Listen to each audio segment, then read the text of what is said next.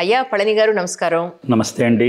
ఎంత పద్ధతో మామూలు కాదుగా పాటలు మాత్రం ఎలాంటి పాటలు పెడతారు మీరు? మొన్న చూసాను ఎయిర్పోర్ట్ లో నుంచి ఇలా పెట్టి ఇలా చూస్తున్నారు అంతే, వెనకాల నుంచి సాంగ్ పెడుతుంది. ఏం పాటలు పెట్టారు సార్ ఒకసారి చెప్పండి.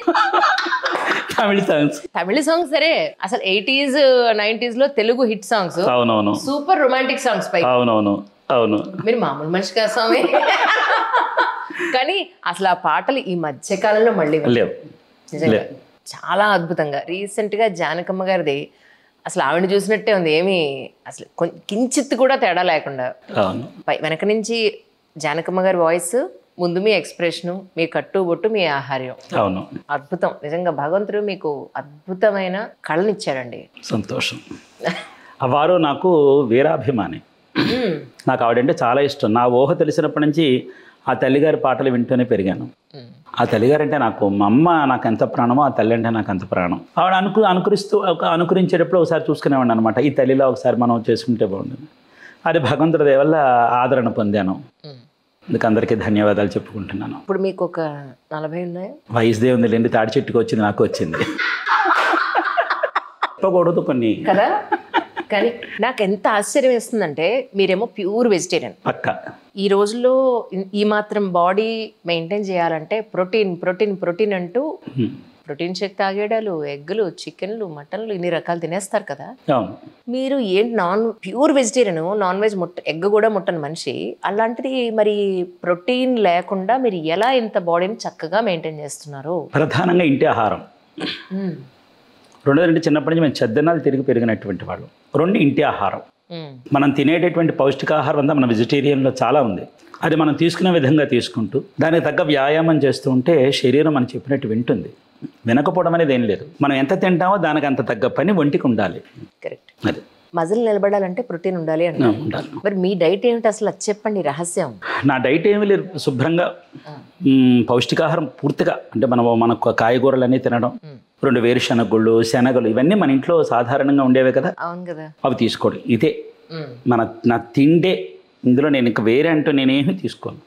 నా తిండిలో అంటే ఇంటి తిండే. పప్పు, భోజనం దగ్గర రాజీ పండుస్తున్నాయి, అవును, అన్నీ తింటా. దానికి తగ్గ వ్యాయామం చేస్తా. ఇందులోనే ఉంది. శుభ్రంగా తినేయాలి, తగ్గట్టుగా శరీరాన్ని మనం తీర్చిదిద్దుకోవాలి. అది అసలు మీ ఇద్దరు కపుల్ ఎంట్రీ చేద్దామని అనుకుంటే మీరు మేడం ఎందుకు తీసుకురాలేదు? అంటే తీసుకొస్తానన్నాను. ఇప్పుడు ఎందుకు లేండి, మీరు వెళ్ళిరండి, నేను తర్వాత వస్తానన్నారు. ఇది అబద్ధం. అయ్యో అబద్ధం. లేదు వస్తారు, ఇద్దరం కలిసి పెడదాం అన్నాను. లేదు మీరు వెళ్ళొచ్చేసేయండి పట్టు, మరో మారి నేను వస్తానులే. అబద్ధం అనట్లేదు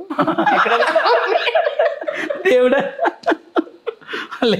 లేదు ఈసారి చెప్పండి, ఇద్దరం కలిసి వస్తాం. ఇప్పుడు మీరు ఒక్కరే ఫిట్ గా ఉన్నారా?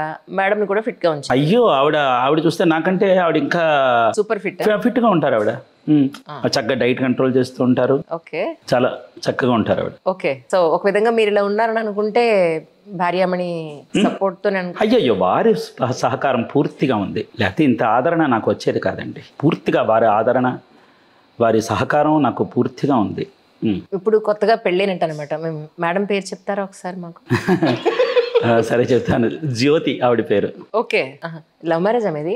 లేదు, పెళ్ళైక చేసుకున్నా లవ్.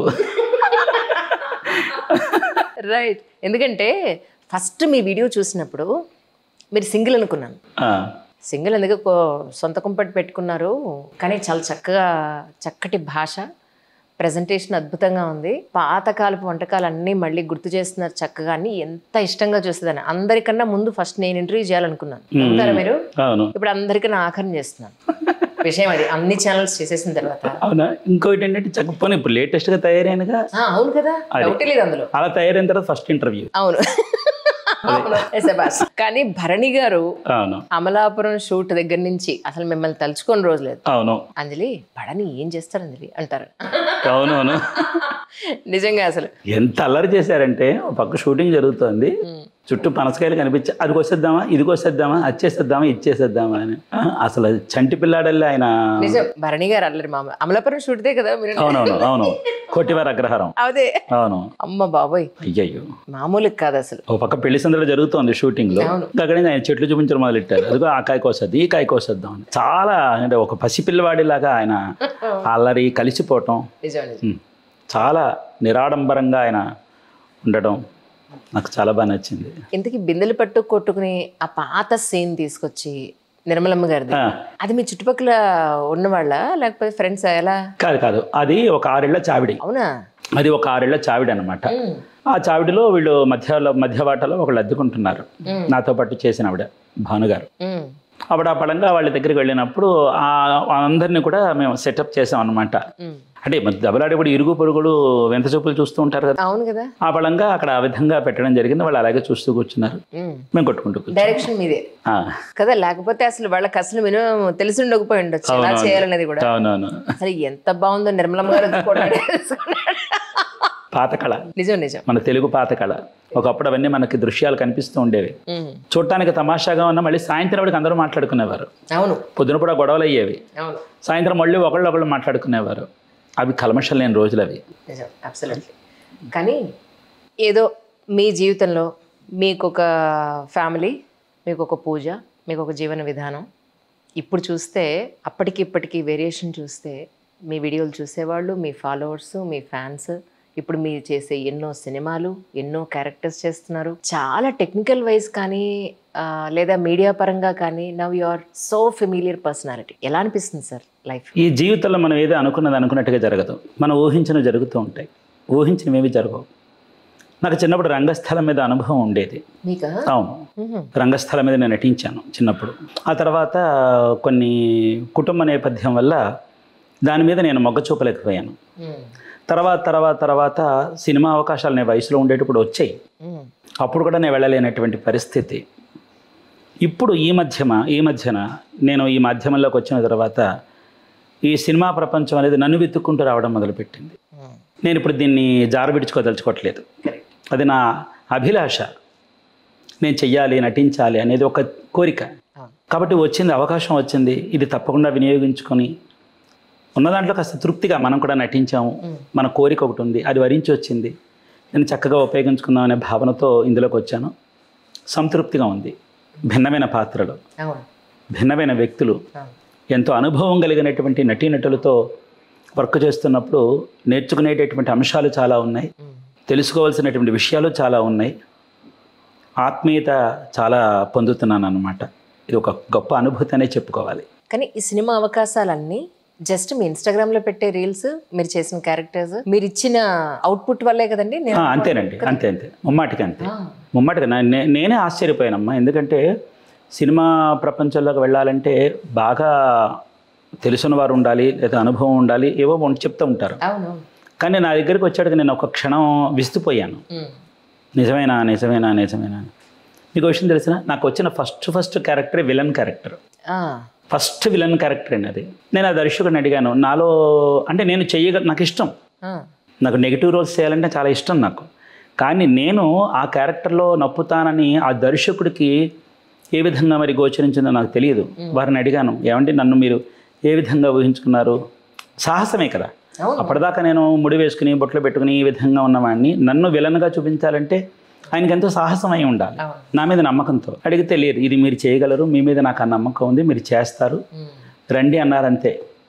సరే, మీరు నా మీద నమ్మకం పెట్టుకుంటే మీ నమ్మకాన్ని నేను నిలబెడతానన్నాను. అలాగే విలన్గా చేశాను. రిలీజ్ అయిందండి సినిమా? అదే అవుతుంది. ఇంకా అది మ్యూజిక్కి వచ్చింది, డబ్బింగ్ అయిపోయింది, ఇంకా మ్యూజిక్ వచ్చింది. అందులో శివారెడ్డి అనేటటువంటి పాత్రలో నటించాను నేను. గెటప్ ఎలా ఉంటుంది మీది? అంటే కాస్త చేతిలో కత్తులు, కటార్లు, హెయిర్, జుట్టు విప్పుకుని అది ఉంటుందన్నమాట. బాగా రఫ్గా ఉంటుంది క్యారెక్టర్. అందులో అదంతా ఉంటుంది, గడ్డం మీసం ఉండి జుట్టు అంతా విప్పుకుని. అది నోట్ చేసుకుంటున్నారా? ఫస్ట్ సినిమా ఇది. ఇప్పటివరకు ఎన్ని సినిమాలు చేశాను? చాలా చేస్తున్నారు. చేశాను, అన్ని భిన్నంగా వచ్చాయి. ఒకటి లంకాపురి అనేటువంటి ఫస్ట్ సినిమా లంకాపురి, అందులో శివారెడ్డి పాత్ర నాది. రెండవది వచ్చి ఈ మధ్య ఇంకా రాబోతోంది, అది స్వీట్ 60 అని, అందులో నేను కథానాయకుడిగా చేశాను. ఆ కథలో నేను కథానాయకుడిని అనమాట. ఓకే, మీ పక్కన కథానాయకులుగా ఎవరు చేశారు? హైకోర్టు శ్రీలక్ష్మి గారు అని చెప్పి, హైదరాబాద్ వాస్తవ్యురాలు, వారు చేశారనమాట.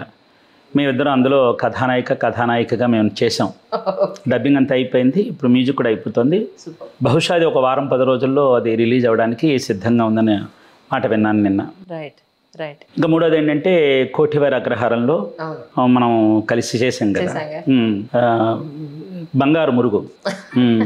అది కూడా ఇంకా రిలీజ్కి సిద్ధంగా ఉంది, 3 అయిపోయింది. వెబ్ సిరీస్ ఏదో చేస్తున్నాను విన్నానండి. వెబ్ సిరీస్ ఏదో చేయట్లేదు? చేస్తున్నాను. ఇప్పుడు 4వది ఏంటంటే ఇప్పుడు మొదలు పెట్టారు. అందులో నేను సంగీతం మాస్టర్గా, ఒక అమ్మాయికి తండ్రిగా, నేను ఒక సంగీతం మాస్టర్గా అందులో నేను నటించాను. 80% పిక్చర్ దర్శకత్వం అయింది, ఇంకొక 20% ఉంది. ఇప్పుడు మళ్ళీ 5వ ప్రాజెక్ట్ చేస్తున్నాను. అది ఇప్పుడు మననే షూటింగ్ ఇప్పుడు షూటింగ్లోనే ఉన్నాను. ఇప్పుడు నడుస్తుంది షూటింగ్. అది ఇక్కడ హైదరాబాద్లో కొంత, మా రాజమండ్రిలో కొంత అది నడుస్తుంది అన్నమాట. అందులో ద్విపాత్రాభినయం. అది మీరా? అమ్మ బాబాయ్, ద్విపాత్రాభినయం చేస్తున్నాను. పాత్రలు ఏమిటో? ఒకటి ఒక తల్లి కొడుకు, తల్లిని నేనే, కొడుకుని నేనే. అయితే రెండో కమల్ హాసన్ దిగారండి మాకు. తల్లిని నేనే, కొడుకుని నేనే. ఇప్పుడు కొడుకు పాత్ర అయిందనమాట. చాలా చాలా సున్నితమైనటువంటి అంశంతో ఈ చిత్రం వాళ్ళు తీస్తున్నారు. వెబ్ సిరీస్, షార్ట్ మూవీ అనుకుంటా, అది తీస్తున్నారు వారు. ఇప్పుడు కొడుకుగా నా పాత్ర ఇక్కడ అయింది. ఇక మిగతా అంశం ఏంటంటే రాజమండ్రి వెళ్ళిన తర్వాత అక్కడ తల్లిగా నేను పాత్ర చేయాలి. చూడండి, అది కూడా నేను నటించినటువంటి కేబీ సుందరాంబాళ్ గారుగా, నిర్మలమ్మ గారుగా, ఎస్ జానకమ్మ గారు లాగా, వీళ్ళందరిలాగా నేను చేసి ఉన్నాను. ఫీమేల్ క్యారెక్టర్స్ చేసి ఉన్నాను. అది దృష్టిలో పెట్టుకుని వారు నన్ను వచ్చారన్నమాట. నేను అన్నాను, ఫీమేల్ ఎవరైనా పెట్టుకోవచ్చు కదా. లేదు, ఈ పిక్చర్కి మీరైతే న్యాయం చేస్తారు, నాకు ఎందుకో మిమ్మల్ని నేను ఈ ద్విపాత్రాభినయంలో ఈ విధంగా చూడాలని కోరుకుంటున్నాను అన్నారు. అది కూడా ఒక సాహసమే కదండి. ఏంటి మీరు ఇలా వేసుకుని అక్కడ కూర్చుని బామ్మగారు లాగా, మీ మేనల్లుడు ఎవరో వచ్చారని చెప్పి. అవునవును, దత్తు అగ్రహారం పడికట్టు. అవును, అసలు అది మీరు మీలో ఒక లేడీనే చూస్తాను తప్ప మిమ్మల్ని చూడు అందులో. అవునవును, అసలు అవునండి. ఒకటండి, ఎప్పుడైనా మనం పాత్ర చేసామంటే పాత్రను అపహాస్యం చేయకూడదండి. అవును, చేయకూడదండి. మనం న్యాయం చేయగలిగితే, దాన్ని మెప్పు పొందించగలిగితేనే ఆ పాత్రను ముట్టుకోవాలి. మన వల్ల అది అపహాస్యం కాకుండా ఉంటే బాగుంటుందని నా యొక్క వ్యక్తిగత అభిప్రాయం. అది కరెక్ట్ కరెక్ట్ అని నేను అలాగే చేశానండి. నేను ధూమావతి అమ్మవారిగా వేశాను, దశమహావిద్యలు ధూమావతి అమ్మవారి పాత్ర వేశాను. నిర్మలమ్మ గారు చేశాను. జానకమ్మ గారు అయితే కోకొల్లలుగా చేశాను. సూర్యకాంతమ్మ గారు చేశాను. కేబీ సుందరాంబాళ్ గారని తమిళనాట, ఆవిడ సుప్రసిద్ధ సంగీత గాయకురాలు వారు. అలాగే సినిమా నటి, పాత సినిమా నటి బెంగళూరు రమణి అమ్మన్ గారు, వీళ్ళందరూ. నిర్మలమ్మ గారు అయితే బోడి చేశారు. ఇవన్నీ చూసి ఆ దర్శకుడు నన్ను ఏడాది నుంచి, అబ్బాయి ఇది మీరే చేయాలి, ఇది మీరైతేనే చేస్తారు, నేను మిమ్మల్ని ఆ విధంగా ఊహించుకున్నాను, ఈ తల్లి కొడుకు పాత్రలో మీరు చేయగలుగుతారని. పాపం అబ్బాయి ఆ విధంగానే ఏడాది నుంచి చేసి ఇప్పుడు మన పిక్చర్ ఇప్పుడు స్టార్ట్ చేశాడు. ఇప్పుడు ఆ షూటింగ్ నుంచి వచ్చాను అనమాట. Okay okay. కరెక్ట్గా 3 ఏళ్ల క్రితం రాజమండ్రిలో నాకు తెలుసున్న ఆయన అంజలి గారు, మీరు ఇన్ని చేస్తే బాగుంటుందని మీ visiting card yellow and green colour combination లో ఉంటుంది, ఆ కార్డ్ నాకు పంపించారు. రాజమండ్రి వచ్చినప్పుడు చేస్తానండి, ఆయన రమ్మండం, ఒక్క షూటింగ్ కోసం పిలిస్తే ఏం బాగుంటుంది, ఇంత దూరం ఎక్స్పెండిచర్, టైము, ఎనర్జీ ఇంత వేస్ట్ చేసుకోవాలి, ఆయన నేను వచ్చినప్పుడు చేస్తాను అన్నాను. తీరా చూస్తే అక్కడ కనిపించే, ఇక్కడ కనిపించే, అయ్యో వీళ్ళని తగలయ్యా, వీళ్ళందరూ చేసేసారు.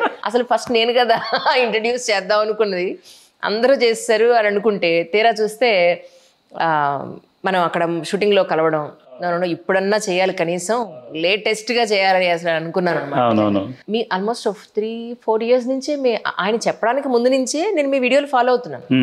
మీకు అనిపించి ఫస్ట్ నేను చూసినది ఏంటి అని అంటే ముక్కల పులుసు. ఆ రోజు నేను చూసి వెంటనే సబ్స్క్రైబ్ కొట్టి లైక్ కొట్టాను. ఆ తర్వాత సంవత్సరానికి ఆయన నాకు విజిటింగ్ కార్డ్ పంపించారు, ఇది చేస్తే బాగుంటుంది, చాలా అద్భుతంగా మాట్లాడుతున్నారు, చాలా బాగా చేస్తున్నారు అని చెప్పాను. కానీ మీకున్న ప్లస్ పాయింట్ ఏంటంటే, మీరు నిర్మలమ్మ గారిది వేసినా, మీరు స్లీవ్లెస్ వేసి పిలక కట్టి జిమ్లో వీడియో పెట్టినా, లేదా ఒక మంచి రొమాంటిక్ సాంగ్కి చక్కటి ఎక్స్ప్రెషన్ ఇచ్చినా, ఎవ్వరూ కూడా కించిత్ తప్పుగా అన్న మాట లేదు. కింద కమెంట్ సెషన్లో కూడా ఎవ్వరూ కూడా చులకనగా మాట్లాడడం కానీ, అగౌరవంగా మాట్లాడడం కానీ లేదు. అది మీకు చాలా అదృష్టం. ఎవరైనా గబుక్కుని ఏదైనా పెడితే ఆ వీడియో అనేవాళ్ళే ఎక్కువ ఈ రోజుల్లో. అలాంటిది నాట్ ఈవెన్ 0.1% మిమ్మల్ని హేళనగా పెట్టిన కమెంట్ లేదమ్మా. ఆశ్చర్యం అనిపించింది నాకు. అది మాత్రం వాస్తవం. ఎందుకంటే ఆ విషయంలో నేను నా అభిమానులందరికీ నేను ధన్యవాదాలు చెప్పాలి. నన్ను వాళ్ళు ఒక అభిమానిగా చూడరమ్మా, నన్ను వాళ్ళ ఒక కుటుంబీకుడిగా చూస్తారు. వాళ్ళ నాన్నగానో, పెదనాన్నగానో, తాతగారుగానో, అన్నయ్య గానో, మావయ్య గానో, ఈ విధంగానే వాళ్ళు చూస్తారు. అందరికీ వాళ్ళ ఒక కుటుంబీకుడిని అయిపోయాను అనమాట. ఈయన మా నాన్న ఈరోజు ఆనందంగా ఉన్నాడు, మా నాన్న ఇలా ఆనందంగా ఉంటే చాలు అనుకునే వాళ్ళు ఎక్కువ ఉన్నారు. నేను ఎందుకు అడిగానంటే సివిల్ సర్వీసెస్కి ఇలా అటైర్ లేకపోతే బాగుండదని 8 ఏళ్ల క్రితం నేను ఇలా మొదలుపెట్టాను. ఐఏఎస్, ఐపీఎస్, ఐఆర్ఎస్, ఐఎఫ్ఎస్ ఆఫీసర్స్తో ఇంటర్వ్యూస్ అంటే కొంచెం వాళ్ళకి డిగ్నిఫైడ్గా చేయాలి కదా, అందుకని చెప్పి ఈరోజు నేను స్లీవ్లెస్ వేసిన అంజలి గారు మీరు ఈరోజు ఇలా స్లీవ్లెస్ వేసుకుంటారని నేను అనుకోలేదండి. ఇలా కనిపించి మాకు మీ మీద ఉన్న వాల్యూ తగ్గించేలా చేసుకోకండి అని ఎన్ని నెగటివ్ కమెంట్స్. నేను స్లీవ్లెస్ వేస్తేనే అలాంటిది మిమ్మల్ని ఎంత బాగా ఓన్ చేసుకున్నారంటే, అంటే నేను మేల్ టు ఫీమేల్ నేను కంపేర్ చేస్తున్నాను. మీ అంత గొప్ప వ్యక్తిని నేను కాకపోవచ్చు కాక, కానీ నేను ఏమంటున్నా అంటే మిమ్మల్ని ఎంత అడాప్ట్ చేసుకున్నారంటే మీరు చెప్పినట్టు ఈ రోజు నేను హ్యాపీగా ఉన్నారు అబ్బాయి, ఎప్పటికీ నేను ఇలా సంతోషంగానే ఉండాలి అనేటువంటి గొప్ప అభిమానాన్ని మీరు సంపాదించారు ఈరోజు కదా. నేను మూలధనం, అభిమానులు నా మూలధనం అమ్మా. నిజం, అది మాత్రం వాస్తవం. నిజం. ఎందుకంటే వాళ్ళతో నాకు ఎంత అనుబంధం ఏర్పడిపోయిందంటే, చాలా మానసిక క్షోభను అనుభవిస్తున్న తరుణంలో నన్ను ఎవరైనా పలకరించే వాళ్ళు ఉంటే బాగుండు. ఎందుకంటే ఆ పలకరింపు మనిషికి కొన్నంత అండ. ఆ సమయంలో నేను టిక్ టాక్ చేస్తున్నప్పుడు చాలా వేదనతో ఉండేది నా హృదయం. పైకి తెలిసేవాడిని కాదు, లోపల అంటే మనం ఒక నిమిషం కనిపించే రీల్లో అందరికీ మనం ఎంటర్టైన్ చేయాలి, ఆ విధంగా ఉండి. కానీ అందరూ పలకరింపు, నేను ఏడిస్తే వాళ్ళు తట్టుకోలేరు, నేను నవ్వితే వాళ్ళు పొంగిపోతారనమాట. ఈరోజు మా నాన్న నవ్వాడు, ఈరోజు మా నాన్న ఆనందంగా ఉన్నాడు, మా అన్నయ్య నవ్వుతూ ఉన్నాడు, మా బాబాయ్ ఆనందంగా ఉన్నాడు, మా తాత సంతోషం. అంటే నా సంతోషాన్ని వాళ్ళు కోరుకుంటున్నారు. నేనంటే వాళ్ళ కుటుంబీకుని, ఆ కుటుంబంలో ఏంటంటే నా మనిషి సంతోషంగా ఉన్నాడు ఇవాళ, పోలే ఈ విధంగా ఆనందంగా ఉండని, బతికిన నాడు ఈ విధంగా ఆనందంగా బతుకు అని నన్ను వాళ్ళు మనస్ఫూర్తిగా కోరుకుంటారు నా అభిమానులు, నా కుటుంబీకులు. వాళ్ళ రుణం ఏమిచ్చి తీర్చుకోగలను. అంటే నేను యాక్చువల్లీ ప్రీవియస్ ఇంటర్వ్యూస్ మీవన్నీ చూశాను కానీ మిమ్మల్ని ఈరోజు ఏమాత్రం కంటదడి పెట్టించే ఉద్దేశం నాకు లేదు. మీరు ఎప్పుడు ఎంత స్వచ్ఛంగా హాయిగా నవ్వుతూ ఉంటారో మిమ్మల్ని అలాగే ఇంటర్వ్యూ చేయాలని నేను ఫిక్స్ అయి ఉన్నాను. సంతోషం, అబ్సల్యూట్లీ సంతోషం. ఎందుకంటే మీ గురించి తెలియని వాళ్ళు ఎవరు లేరు తెలుగు రాష్ట్రాల్లోనే కాదు, మన తెలుగు వాళ్ళు ఏ దేశాల్లో ఉన్నా వాళ్ళందరూ మీ వీడియోలు చూస్తున్నారు. ఏంటి మీ ఛానల్ సబ్స్క్రిప్షన్ మామూలుగా ఉందనుకున్నారా? ఒక పెద్ద యూట్యూబ్ ఛానల్కి కాంపిటీషన్ వస్తుంది మీద. ఈ షూటింగ్స్ వల్ల ఏమన్నా వీడియోలు లేట్ అవుతున్నాయండి? అవుతున్నాయి కదా, అవుతున్నాయి. ఎందుకంటే నాకు ఇంకొక అంటే చాలా నాకు కథలు రాస్తాను నేను. ఆ అభిలాష కూడా నాకు ఉంది, మక్కువ ఉంది నాకు. అయితే నాకు వచ్చినప్పుడు కోరుకుండేది, అదే నేను కూడా ఒక మంచి కథ రాయాలి, నేను ఒక దర్శకత్వం వహించాలి, నేను ఈ విధంగా పిక్చర్ని తీసుకెళ్ళాలని. ఇప్పటిదాకా నా అభిమానులకి నేను మంచి మంచి వంటలన్నీ చూపించాను కదా. కానీ ఇప్పుడు నా లోపల ఏముందంటే, నా అభిమానులందరికీ కూడా ఒక మంచి మంచి కథాంశాన్ని కుటుంబం అందరూ కలిసి చక్కగా కుటుంబ నేపథ్యంతో, అరే ఇది మనం గతంలో మన వాళ్ళు ఇలా ఉండేవారు, ఇప్పుడు మనం చాలా నాళ్ళ తర్వాత ఇలా చూస్తున్నాం కదా, ఇది కదా ఒకప్పుడు మన వాళ్ళు ఉండేవారని అంశాలు చూపించాలని మనసులో కుతూహలపడుతూ ఉండేవాడిని. అప్పట్లో నాకు ఏ విధంగా ఈ ప్రపంచంలోకి అడుగు పెట్టాలో తెలిసింది కాదు. కానీ ఇప్పుడు నాకు అడుగుపెట్టే అవకాశం నాకు భగవంతుడు నాకు కల్పించాడు. అభిమానుల ఆదరణ, నా గురుదేవుల యొక్క అనుగ్రహం, పెద్దల ఆశీర్వచనం, మీ అందరి ప్రోత్సాహం చేత నేను రంగంలోకి అడుగుపెట్టాను. ఇప్పుడు నేను అనుకున్న సంకల్పం నడవడానికి ఒక అవకాశం ఉందన్నమాట. ఈ ప్రపంచంలోకి, ఈ సినిమా ప్రపంచంలోకి వచ్చి మంచి మంచి పాత్రలు చేస్తున్నప్పుడు కాస్త వంటలు చేసి పెట్టడానికి నాకు కొంచెం అవకాశం తక్కువైందన్నమాట. మాత్రం వాస్తవమే. కానీ నేల విడిచి ఎప్పుడు సాము చేయం కదా, తప్పకుండా నేను ఎప్పుడు కూడా ఆ వంటలు మరింత చేస్తాను. నేను ఎన్ని రోజులైతే ఈ వంటల మాధ్యమం ద్వారా నేను ప్రజలందరికీ వంటలు నేను అందించలేకపోయాను, మళ్ళీ కాస్త షూటింగ్లు అవి అయిపోయిన వెంటనే మళ్ళీ మంచి మంచి కథాంశాలతో పాటు మంచి మంచి వంటలు కూడా నేను చేసి చూపిస్తాను. నేను ఒకవేళ భగవంతుడు అనుగ్రహించి నేను తారాగణంగా ఏ స్థాయికి వెళ్ళినప్పటికీ కూడా నేను ఏ మాధ్యమం ద్వారా ఇంతమందికి చేరువయ్యానో ఆ మాధ్యమాన్ని మాత్రం నేను విడిచిపెట్టను. ఎప్పుడు నేను మంచి మంచి వంటలు చేస్తూ ఉంటాను, సునాయాసంగా తయారు చేస్తాను. నా కోరిక అదే. ఎందుకంటే నేను చాలా కడు పేదరికాన్ని అనుభవించాను. ఈ పూట ఎలా గడుస్తుందన్న కడు పేదరికాన్ని అనుభవించాను. మా అమ్మగారి నైపుణ్యం చేత ఆవిడ చాలా చాకచక్యంగా వంట చేసి లేనిరికాన్ని ఆవిడ కనబరిచేది కాదు, రాజరికాన్నే చూపించేది తినే విషయంలో మటుక్కి. ఇప్పటికీ గుంభనంగా ఉన్నవాళ్ళు చాలా మంది ఉన్నారమ్మా. సొంతళ్ళు ఉన్నాయి కదా అంటారు, గోడ పీక్కు తింటామని చెప్పండి. సొంతళ్ళు ఉన్నంత మాత్రం గోడ పీక్కు తినం కదండి. లోపల ఏం తింటున్నారో ఎలా బతుకుతున్నారో ఎవరికీ తెలియదు. అనుభవించి వచ్చిన వాడిని కనుక నాకు తెలుసు. కానీ అలాంటి వాళ్ళు కూడా ఈరోజు నేను తిన్నది రాజభోజనం. సరుకు చౌకబారుగా కొనుక్కోవచ్చు, కానీ తినేటప్పుడు మాత్రం రాజరికం ఉండాలి. ఆ రాజరికంతో పచ్చడి అన్నం తిన్నా చాలు కదా. అలాగ అందరూ కూడా తినాలి, సునాయాసంగా తినాలి. అనేటటువంటి ఆలోచన ఉన్నది. అందుకే నేను నా వంటలన్నీ కూడా చాలా సునాయసంగా ఉంటాయి. ఉప్పుతో 9 నెలవారీ సరుకులు ఏ విధంగా వేసుకుంటాము, నెలవారీ కిరాణాలు ఏముంటాయి, వాటితోనే మన అద్భుతాలు సృష్టించవచ్చు. దంతసీర ఉండాలి కదా. ఉండాలి. అండ్ వన్ మోర్ థింగ్ ఏంటంటే అసలు వెజిటేరియన్తో కూడా ఇంత చక్కటి బాడీని మనం మెయింటైన్ చేయొచ్చు, ఇంత మస్కులర్ బాడీని కూడా మనం మెయింటైన్ చేయొచ్చు అని ప్రూవ్ చేశారు మీరు. ఖచ్చితంగా అది చెప్పాలనే నేను నా వ్యాయామ కళాశాలలో ఉండే వీడియోలు పెట్టాను. ఎందుకు పెట్టానంటే ఆరోగ్యాన్ని, శరీరాన్ని కాపాడుకోవాలండి. ఆరోగ్యాన్ని నేను నా 16 ఏళ్ల వయసు ఉన్నప్పుడు నేను రన్నింగ్ చేసేవాడిని అండి. నాకు ఒక కోరిక ఉండేదండి చిన్నప్పుడు, ఇంకప్పుడు అది నెరవేరదు. నేను ఒక పోలీస్ ఆఫీసర్ అవ్వాలని నాకు పెద్ద కోరిక అండి. మీకు క్యారెక్టర్ వస్తుంది, ఆగండి. ఆ విధంగా వచ్చిన సంతృప్తి పడతాను. డెఫినెట్గా వస్తుంది, మీకు డౌటే లేదు అందులో, డౌట్ లేదు. నాకు పెద్ద పోలీస్ ఆఫీసర్ అవ్వాలని నాకు చాలా కోరిక అండి. మిలిటరీలోకి వెళ్ళిపోవాలని చాలా కోరిక ఉండేదండి, చాలా కోరిక ఉండేది. ఏం పరుగులు పెట్టామని తెలుసా అండి, 16 ఏళ్ల వయసులో, 18 ఏళ్ల వయసులో వ్యాయామానికి వెళ్ళిపోయాను అనమాట. సెలెక్ట్ అయిపోయాను. కానీ అప్పుడు కొన్ని కారణాల వల్ల నేను అనుకున్న వైపు వెళ్ళలేకపోయాను. ఇదే కాదు, ఏది మనం అనుకున్నట్టు జరగదు. మనం ప్రారంభంలో చెప్పినట్టు ఏది మనం అనుకున్నట్టు జరగదమ్మా, జరగదు. కానీ రాజీ పడి జీవితాన్ని గడిపించాలి, అంతే. గడపకపోతే కుదరదు.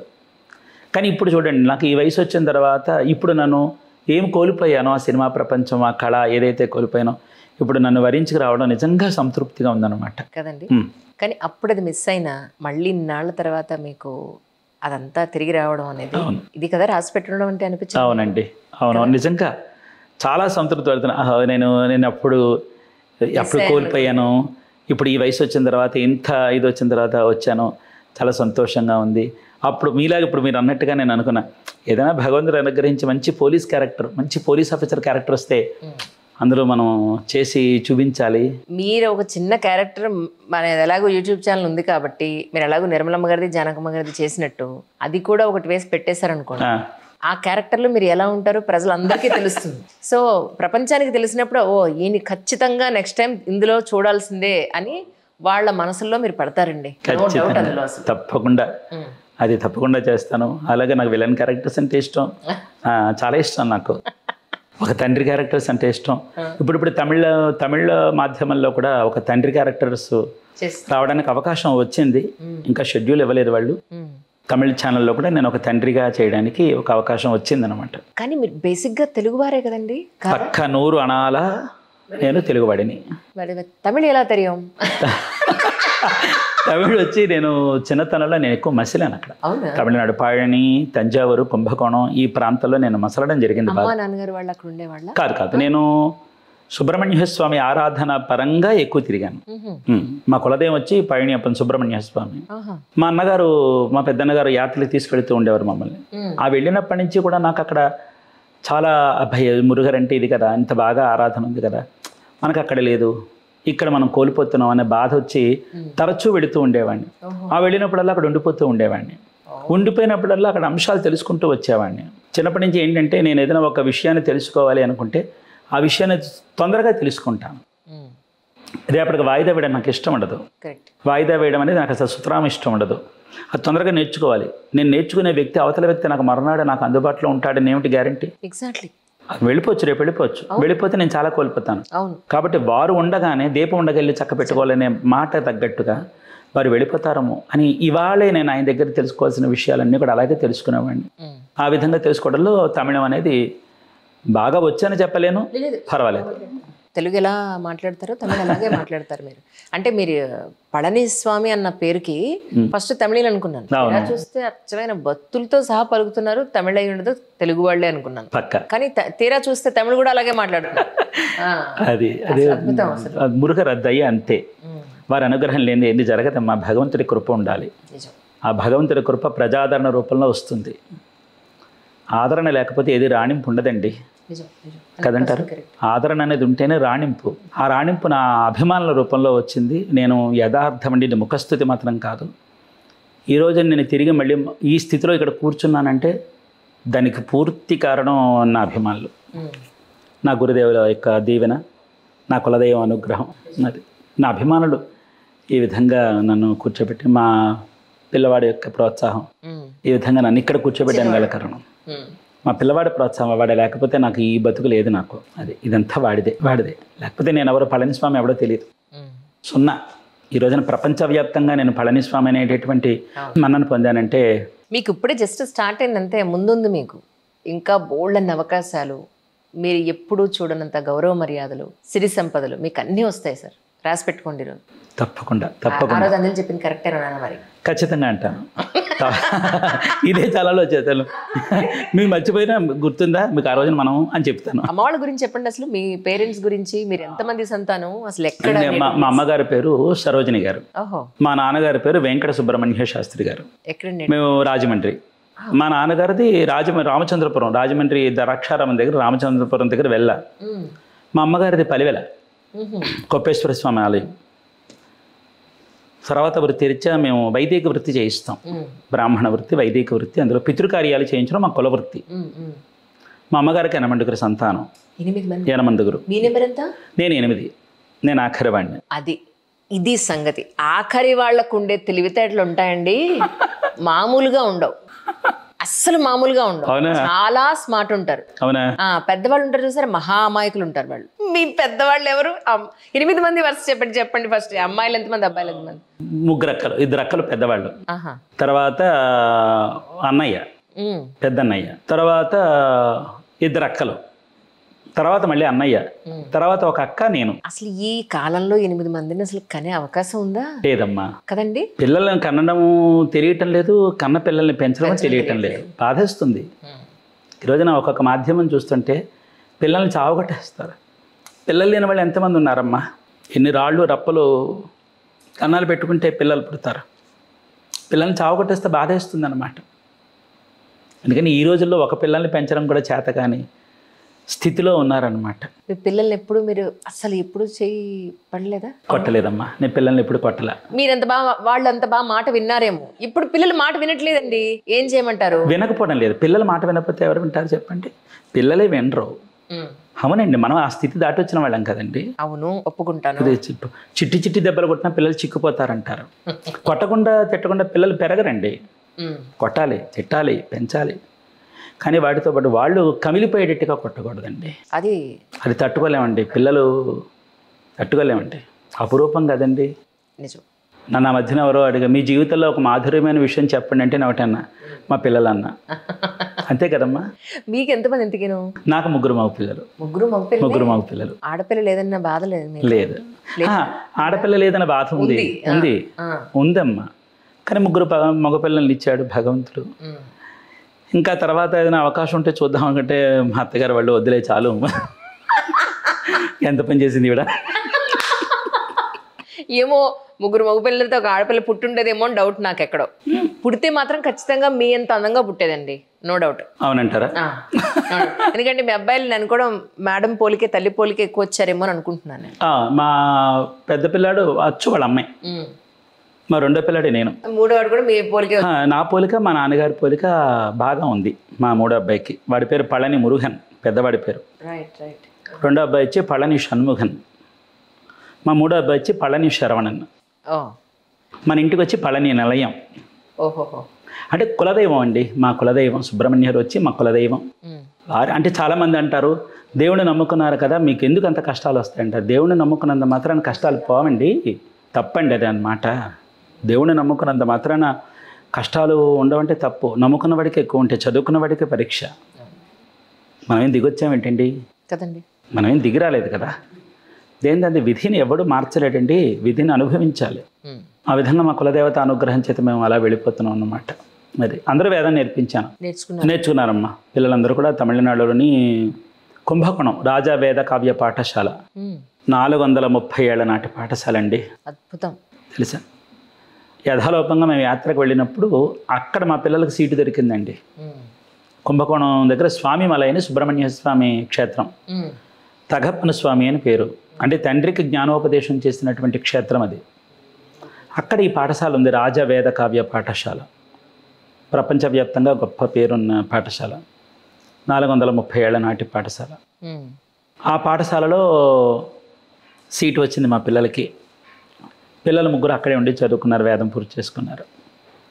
చాలా పిల్లలు వేద పండితులు, వేదం చదువుకున్నారు. డొక్కశుద్ధి అయింది. అదొక సంతృప్తి. కరెక్ట్. ఈ రోజున వాళ్ళు వృత్తి చేసుకుంటూ మా కులవృత్తి వదలలేదు, వేదం చదువుకున్న కులవృత్తి వదలలేదు, ఆ కులవృత్తి చేసుకుంటూ వాళ్ళు ఉపాధి నడిపించుకుంటున్నారు. చాలు. కానీ మీరు వేదంలో ఉండి వేద పండితులకి నిజంగా కడుపు నిండా అన్నం బతకడానికి అవకాశం ఉందంటారా? ఆ ప్రొఫెషన్ మీద ఆధారపడి ఉంటే మీ ఉద్దేశ ప్రకారం చాలామందికి పెళ్ళిళ్ళు అవ్వట్లేదని కూడా నేను విన్నాను. దాని గురించి నేను చాలా చెప్పాల్సిన విషయాలు ఉన్నాయి నా మాధ్యమం ద్వారా. నేను చాలా అంటే కొన్ని వేదనలు చూశాను. నేను తమిళనాడు మెడ్రాస్లో నేను ట్రిపుల్ కెన్ ఒక సభకు వెళ్ళాను అనమాట 15 ఏళ్ల క్రితం. అప్పుడే ఈ ప్రస్తావన అనేది వచ్చిందనమాట. నిజం, అది మాత్రం వాస్తవం అండి. ఈ రోజున వైదిక కుటుంబంలో ఉండేటటువంటి వాళ్ళకి, వైదికల్లో ఉండేటటువంటి వాళ్ళే పిల్లనివ్వటంలా. అవును, ఇంతకంటే దారుణం మరొకటి లేదండి, దారుణం లేదు. దానికి కారణాలు ఏమిటనేది పక్కన పెడితే, లక్షణంగా ఉన్న మగపిల్లలకు కూడా, లక్షణంగా ఉన్న ఆడపిల్లలకు కూడా సరైనటువంటి చక్కని సంబంధాలు వస్తే కూడా పెళ్ళిళ్ళు చేసుకోవడానికి ముందు రాలేని పరిస్థితులు ఏర్పడ్డాయి. ఇది ఒక రకంగా వైదిక వృత్తిలో ఉండేటటువంటి వాళ్ళకి విపత్కర పరిస్థితి అని చెప్పాలి. చాలా దారుణంగా దీని గురించి ఎలాగైనా సరే అవగాహన చేయించేటటువంటి ప్రయత్నం చేయాలి. నేను ఆ ప్రయత్నం చేయబోతున్నాను. నాకు అంటే మంచి ఎవరికైనా చెప్పచ్చు కదండి. అవును కదా. మీ వీడియోల ద్వారా స్నేహం గురించి, ప్రేమ గురించి, దాంపత్యం గురించి, ప్రతి మనిషికి కావలసిన, మనిషి పుట్టిన తర్వాత చచ్చేంత వరకు ఉండే ప్రతి బంధానికి, ఎమోషన్కి సంబంధించిన ప్రతి వీడియో మీరు చేస్తూ ఉంటారు. అవును. అలాంటిది ఒక మంచి చెప్పడంలో ఏం తప్పులేదు కదండి. ఈరోజు వివాహ వ్యవస్థ ఎంత దారుణం అయిపోయిందంటే, శుద్ధ వైదికంలో ఉండేవాడు, శుద్ధ వైదికంలో ఉండేవాడు తమిళనాడులో నా కళ్ళతో నేను చూసా. ఆ బిడ్డ ఎంత చక్కగా సశాస్త్రీయంగా ఉండేవాడు అనమాట. కేవలం వివాహం అనేటటువంటి కారణం చేత అతను తన విధానానికి పక్కకు వచ్చి వివాహం చేసుకోవాల్సిన పరిస్థితి వచ్చింది. ఇది ఎలా అయితే రేపన రోజున వైదిక వృత్తి పడిపోతుందండి. అలా పడిపోకూడదు, బ్రతికించాలి. కాబట్టి ఆ ప్రయత్నంలో నేను నా వంతు ప్రయత్నం నేను చేస్తాను. అది ఎవరికైనా ఉపయోగపడుతుంది. మంచి వినేంత వరకు చెప్పాలి, చెడు చెప్పకుండానే ఉండాలి. కరెక్ట్. అది మాత్రం మారిపోయింది, ఆ వ్యవస్థ మారిపోయింది కదండి, పూర్తిగా మారిపోయిందమ్మా. కోరికలు ఉండొచ్చు, తప్పులేదు, ఆశయాలు ఉండొచ్చు, సరదాగా ఉండొచ్చు, శుభ్రంగా తిని శుభ్రమైన బట్ట కట్టుకుని ఇప్పుడు నడుస్తున్న వ్యవహారాల్లో కాలానుగుణంగా నువ్వు నడవడంలో కూడా తప్పులేదు. కానీ ఉపాధి ఏదైతే ఉందో ఆ ఉపాధి నడిపించుకుంటూ నీ సరదాలు సంతోషాలు తీర్చుకో, తప్పేముందండి. ఉపాధే. కానీ నిజానికి పొద్దున్న లేస్తే ఎస్పెషల్లీ భగవంతుడికి దగ్గరగా ఉండే పూజా కార్యక్రమాలు ఏవైతే ఈ వైదిక వృత్తిలో ఉన్న వాళ్ళు ఉన్నారో, ఎస్పెషల్లీ వారికి ఇప్పుడు ఐహికంగా మనకి సమాజంలో ఉన్న ఎన్నో ఎడిక్షన్స్ ఉన్నాయి కదా, ఎన్నో ఎడిక్షన్స్ ఉన్నాయి. అది తాగడం కావచ్చు, సిగరెట్ కావచ్చు, what ever it may be.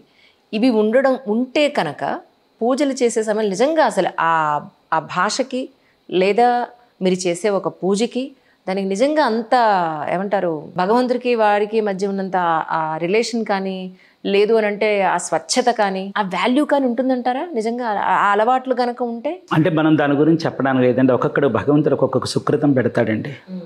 అంతఃకరణ కొంతమందికి ఉంటుందండి. వాళ్ళ పైకి ఏ విధంగానే ఉండనివ్వండి, కానీ లోపల అంతఃకరణ ఒకటి ఉంటుంది కదండి. అందులో కల్మషం లేకుండా ఉండడమే చూస్తాడు భగవంతుడు. అద్భుతం. పైకి వాళ్ళ వ్యక్తిగత విషయాలు అవన్నీ. కరెక్ట్. తెలిసిందండి. రెండింటిని ఒకే ఘాటను కట్టకూడదు, చేయలేమండి. చిన్న ఉదాహరణ చెప్పచ్చా? తప్పకుండా. ఉదాహరణ చూడండి.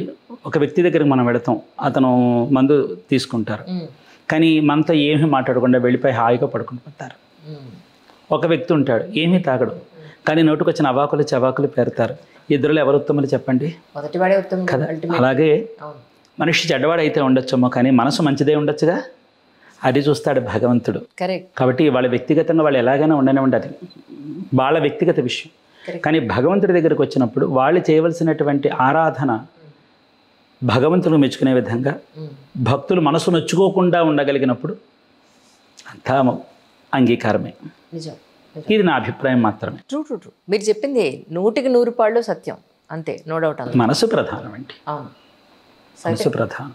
కమింగ్ వీడియోస్లో అయితే పోలీస్ డ్రెస్ వేస్తారు, ఖచ్చితంగా వేసేస్తానండి. తిప్పేస్తాను, సమస్య లేదు. సమస్య లేదు. బాలీవుడ్గా ఒక మోడర్న్గా కూడా తయారనుకుంటున్నాను. అండ్ మీకేంటి, మీకు అన్నీ సూట్ అవుతున్నాయి. మీకు సడన్గా చూసి విక్రమ్ అనుకున్నాను నేను. ఒకరోజు నేను విక్రమ్ గారు కొంచెం బోల్డ్ చేశారా అనుకున్నాను నేను. తీరా చూస్తే పైన పళనిస్వామి విక్రమ్ గారు కాదా అనుకున్నాను. ఆ తర్వాత ఇంకా ఆశ్చర్యం, జిమ్ లో వీడియోలు చూసి మామూలు ఆశ్చర్యం కాదు. అద్భుతం అండి నిజంగా. అది కూడా నేను ఎందుకు పెట్టానంటే, వ్యాయామం కూడా ఎందుకు పెట్టానంటే, శుభ్రమైనటువంటి శుద్ధ శాకాహారంలో కూడా శరీరాన్ని ఈ విధంగా తీర్చిదిద్దుకునేటటువంటి అవకాశం ఉంది. తీర్చిదిద్దుకోండి. ఏదో ఒక వ్యాయామం ఉండాలండి. యోగా అయినా ఉండాలి, నడకైనా ఉండాలి, పరుగైనా ఉండాలి, లేకపోతే ఇలాంటి జిమ్ ఏదైనా ఉండాలి. ఏదో ఒక వ్యాయామం శరీరానికి అవసరం అండి. లేకపోతే ఏమొస్తుంటేనో బద్ధకం అనేది ఒకటి వస్తుంది అనమాట. జాడ్యం రాకూడదండి. శరీరానికి జాడ్యం అనేది పెద్ద దౌర్భాగ్యం అన్నమాట. ఆ జాడ్యం రానివ్వకూడదు. నాకు వ్యాయామం అంటే పిచ్చి అనే చెప్పాలి. నేను సాయంత్రం ఏంటంటే జిమ్కి వెళ్ళిపోతా. పగలన్నీ పనులు చేసేసుకుంటాను, నా వల్లనే చూసేసుకుంటాను. ఇంకా సాయంత్రం వెళ్ళిపోయిందంటే జిమ్కి వెళ్ళిపోతా. సూపర్. ఇప్పుడు ఇంతకీ మీ మనసుకు నచ్చిన ఏదైతే కథలు అన్నారో అవి షార్ట్ వీడియోస్లా రీల్స్లా చేద్దామనా, లేకపోతే యూట్యూబ్లో ఒక చిన్న చిన్న కథల్లాగా చేద్దామని అనుకున్నారా? అది ఆ రెండు విధాలుగా తటపటాయిస్తున్నాను. అది ఏం చేస్తే బాగుంటుందనే అంశానికి ఇంకా నేను పూర్తి నిర్ణయానికి రాలేదు. కానీ అందరికీ ఇది సునాయాసంగా చేరాలి. దాని గురించి ఇంకా ఆలోచిస్తున్నాను. కొంతమంది అంటే అంటే ఏదైనా మనం నలుగురిని కనుక్కొని చేస్తాం కదండి. ఒక్కొక్కరు ఇది షార్ట్ ఫిల్మ్ అయితే బాగుంటుందేమో ఒకసారి ఆలోచించండి అనేవాళ్ళు ఉన్నారు. వెబ్ సిరీస్ అయితే బాగుంటుందేమో ఆలోచించండి అనేవాళ్ళు ఉన్నారు. లేదు దీన్నే ఒక చిన్న లఘు చిత్రంగా తీసేస్తే బాగుంటుందేమో సో చూడండి అనేవాళ్ళు ఉన్నారు. నేను రాసిన కథను బట్టి, అందులో ఉండే అంశాన్ని బట్టి ఇది ఏం చేస్తే బాగుంటుంది అనేది మీరు కూడా నిర్ణయిద్దరు. కానీ అయ్యో తప్పకుండా భలేవారే. కానీ చాలా వరకు ఇతర కుల మతాల సంగతి పక్కన పెడితే ఎస్పెషల్లీ బ్రాహ్మణుల్లోనే చదువు బాగా చదువుకున్నా కూడా అంటే కొంత వ్యతిరేకత ఎందుకు వచ్చింది అనేది నాకు అర్థం కాలేదు. ఏంటంటే ఈ అపరకర్మలు తల్లిదండ్రులు పెద్దవాళ్ళు పోయిన తర్వాత వాళ్ళకి చేసే అపరకర్మలు చేస్తే ఏమిటి, చేయకపోతే ఏమిటి, చేయకపోతే ఏమవుతుందిలే అనేది ఇదేదో మూఢనమ్మకంగా వస్తుంది ఇలా చేయడం, మరి మిగతా వాళ్ళలో లేదు కదా, ఇది మనకు మాత్రమే ఎందుకుంది, ఇలాంటి చాలా వాదనలు ఉన్నాయి. మీరు అదే వృత్తిలో ఉన్నారు కాబట్టి నేను అడుగుతున్నాను, నిజంగా అసలు ఆత్మ అనేది ఒకటి ఉంది, దానికి ఒక తర్పణం అనేది ఒకటి ఉంది. ఇన్ని రోజుల తర్వాత అది మళ్ళీ ఆ కాకి రావడం కానీ, ఆ ముద్ద ఎంగిలి చేసి వెళ్ళడం కానీ, ఇవన్నీ ఏమిటి అసలు మీకు తెలిసినంత వరకు ఏం చెప్తారు? ఇవేంటంటే పూర్వం నుంచి కూడా మన పెద్దవాళ్ళు ఇటువంటి విధానాలు ఉన్నాయి. గరుడ పురాణ ఆధారంగా మనకు అష్టాదశ పురాణాల్లో గరుడ పురాణం ఒకటి. ఈ గరుడ పురాణ ఆధారం ప్రకారం పురాణాలు ఎప్పుడు కూడా వాస్తవాలే కదండి మనకి చెప్తాయి. 100% అండి, సైంటిఫిక్ గా చెప్తున్నాం కదా. ట్రూ. కానీ మన దౌర్భాగ్యం ఏంటంటే అన్ని పురాణాలు ఇంట్లో ఉంచుకుంటారు, కానీ అష్టాదశ పురాణాల్లో అతి ముఖ్యమైనటువంటి గరుడ పురాణాన్ని ఇంట్లో ఉంచుకోరు. భయం. దానివల్ల మనకు అవగాహన లేకుండా పోయిందండి. గరుడ పురాణం ఎందుకు ఉంచుకోకూడదండి? ఉంచుకోవచ్చు. అందులో ఎవరికి చెప్పారు? మహావిష్ణువు వారు గరుత్మంతుడికి చెప్పారు. ఏమని చెప్పారు? జీవుడు వెళ్ళిపోయిన తర్వాత వాడికి ఈ విధంగా సద్గతులు చెయ్యాలి అని చెప్పారు. ఇది ఎందులో ఉంచుకోకూడదండి? ఇంట్లో ఎందుకు ఉంచుకోకూడదండి? చనిపోతేనే ఇంట్లో ఉంచుకోవాలి గరుడ పురాణం. ఇప్పుడు చూడండి, భగవద్గీత ఎవరైనా పోయినప్పుడు వేస్తున్నారు, గబుక్కునది వింటుంటే గుండెలు గుబేలం ఉంటున్నాయి. ఇప్పుడు అంతే కదండి, అలా వచ్చేసింది కదండి. ఇదేమిటి ఇప్పుడు పెట్టారు అంటే ఇది గుళ్ళో పెట్టారు లేకపోతే పక్క వాళ్ళ ఇంట్లో పెట్టుకున్నారనే భావన పోయి ఎవరు ఏదో అయిపోయారో మన దాంట్లోకి వచ్చేసిందండి. ఇవన్నీ తొలగించాలి. కాబట్టి ఏంటంటే గరుడ పురాణం అనేటటువంటిది ఇది ఉన్నాయా లేవా అనేది పక్కన పెడితే ఇది పురాణంలో ఉందా లేదా అనేది మనకు ఆధారం. పురాణంలో ఏం చెప్పిందో అది మనకు నమ్ముతాం. మన హైందవ ఏం చెప్తుందంటే పురాణాన్ని ఒక నెగటివ్గా చూపించింది మనకి, ఆ ప్రకారం మనకి అర్థమవుతుంది. కాబట్టి ఏంటంటే క్రతువుల మీద అవగాహన ఉండాలండి. షోడశ కర్మలు ఉంటారు, పుట్టినప్పటి నుంచి చనిపోయేంత వరకు షోడశ కర్మలు ఉంటారు. నేను ఈ అంశం గురించి ఈ మధ్యన నేను మొదలు పెడుతున్నాను. అందులో అయితే ఆ గరుడ పురాణంలో ఈ పితృకార్యాలు ఈ విధంగా చేయాలి, చేస్తే ఆ విధంగా ఉంటాయని. కనీసం గరుడ పురాణంలో ఉన్నది ఉన్నట్టుగా చేయడానికి అవకాశం ఉండదండో. అది కూడా మనం మాట్లాడాలి ఈ రోజున. అందులో ఉన్నది ఉన్నట్టుగా చేయడానికి అవకాశం లేదు. కానీ దేశకాల దేహ ధర్మ వైపరీత్యాలను దృష్టిలో పెట్టుకుని ఆ క్రతువుల మీద అవగాహన తెచ్చుకుంటూ పితృకార్యాలు చేయమని చెప్పి ఉంది. పితృకార్యాల మీద నమ్మకం లేకపోతే ఈ రోజున కాశీ ఎంతమంది పెడతారా? పుష్కరాల్లో తర్పణాలు చేస్తారా? తీర్థవిధులు చేస్తారా? చెప్పండి. తద్దినాలు పెడతారు? ఉన్నాయి. నేను అదే చెప్తాను ప్రతి ఒక్కళ్ళకి కూడా. గబుక్కున ఎవరైనా పోయినప్పుడు రే మీరు రాకండి రా, మీరు వచ్చే పని కాదురా అని చెప్పి పెద్దవాళ్ళు పిల్లల్ని తీసుకుని వెళ్ళరు. ఎందుకు తీసుకువెళ్ళారంటే పిల్లలు ఫీలింగ్లో ఉంటారేమిటో ఉంటారండి. అంటే ఎందుకు చెప్తారంటే ఒకవేళ అక్కడ దృశ్యాన్ని వీళ్ళు మదిలో పెట్టుకుని వేదన పడి మనసు చెదురుకు పట్టుకుంటారేమోనని భయం చేత వాళ్ళు చెప్తారు. అది వాస్తవమే. కానీ అవగాహన అనేది ముఖ్యం కదండి. ఇప్పుడు ఆ రోజుల్లో అప్పటికప్పుడు తెలుసుకుని చేసేటటువంటి విషయాలు అయితే కాదు. ఒక విద్యార్థి పరీక్షకి వెళ్ళాలన్నా చదవాలి కదండి. ఏదైనా ఒక మ్యాచ్కి వెళ్ళాలన్నా లేదా ఒక ఆటకి వెళ్ళాలన్నా దాని మీద పట్టు ఉండాలి. అలాగే పితృకార్యాలు అనేటటువంటి అంశం ప్రతి మానవుడు జీవితంలో చేయవలసినటువంటి సందర్భం వచ్చినప్పుడు చేయవలసి వస్తే, సక్రమంగా చేయవలసి వస్తే అవగాహన ముఖ్యం అంటాను నేను. తెలుసుకోవడం తప్పులేదు, కానీ కొన్ని విధానాల్లో కొంచెం మార్పులు అవసరం అండి. ఆ అవగాహన లేకపోవటం వల్ల ఈ రోజున చాలా మట్టుకు దెబ్బతిందని చెప్పచ్చు.